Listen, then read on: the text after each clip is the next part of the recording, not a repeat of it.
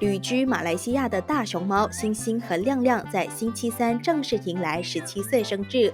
为了欢庆这对熊猫佳偶的大日子，马来西亚国家动物园和吉隆坡中国文化中心携手举办了一场盛大的生日会，不仅准备了来自家乡四川精彩绝伦的变脸表演，还有捏面人、熊猫人体彩绘等活动，吸引了不少民众参与。院方用了水果和碎冰特制了一个生日蛋糕，送给这对动物园的大明星。在场民众也纷纷献上祝福。主办方坦言，熊猫是拉近中国和大马友谊的重要桥梁，而星星和亮亮更是熊猫保育工作取得突破进展的象征。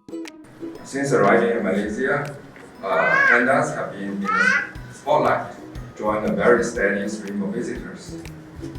Xinxin and Liang came to Malaysia in 2014 and have even given birth to 3 adorable panda cubs.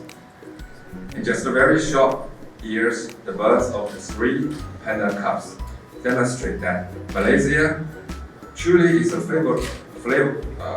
favorable place for Chinese pandas.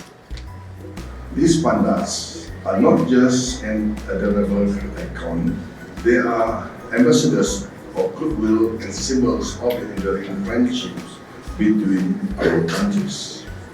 As we celebrate their birthday, let's also celebrate the progress we have made in conservation efforts. Let's remember that every step we take towards protecting this incredible species is a step towards safeguarding the rich tapestry of life on Earth.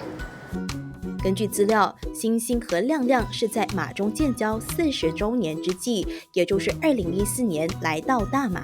他们在大马共诞下3只幼崽，其中大女儿暖暖早在2017年返华，而怡怡和生怡的返华日期仍未敲定。星星和亮亮的租借期也将在2024年届满。